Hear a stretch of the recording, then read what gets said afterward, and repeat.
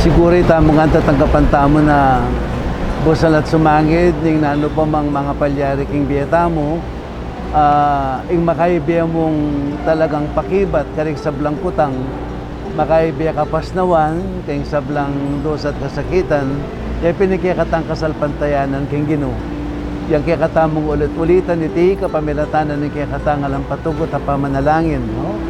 Kalupa ng Santa Monica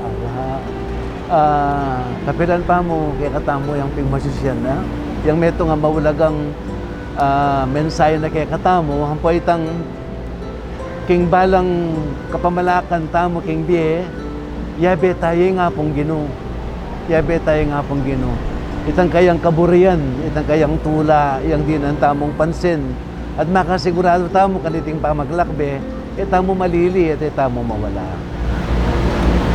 Siguro may itong yung reawakening uling ako papansinan ko karing parokyano at karing alawa pang parokyano ing bala mo totoo may evangelize tamong arapin no balo tayong Biblia balo tayong kasulatan pero potang sa nakantaya ing biyeta mo king kabuuanan ing biyeta mo o so kay bala mo tayo akakit ing katang kasalpantayanan lawan tamo king biye politika ing corruption ing kriminalidad, ing prostitution, ngayon panahon na iti, pinitang ang purita sumaop yung piyatay Santa Iglesia para keng diborsyo. Dili bang makanya na klaseng manifestation? Bala mo, they are signs na perhaps we grew in our knowledge about faith, but we do not grow in faith itself. Itang kaya katamong biya kasalpantayanan. What bala mo makayakma kaya katamong presentasyon at karing kaya katamong selebrasyon. Larawan niya ay Maria ning kalukan. No? Larawan niya ay Maria king kalukan, no? Anya pen king kaya katang pamaglakbe malaras dugo ding malalakwan ilapin ding maluka. Ilapin ding mayna, ilapin ding mililele king lipunan, no? Ilapin ding makakasakit, no?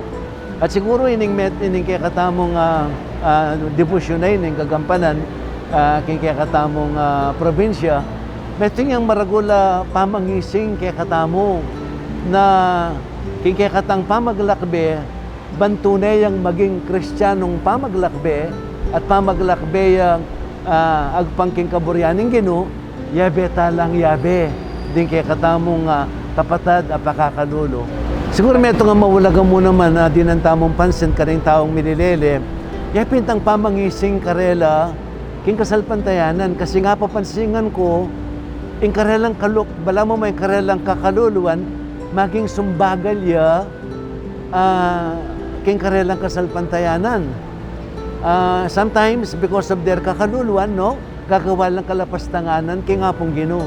Siguro it is one way na gising tamo karela ing uloganing kasakitan na yung kasakitan it is not a curse iyasumpa kung emetong yung pamakirake king kasakitan ng Jesus.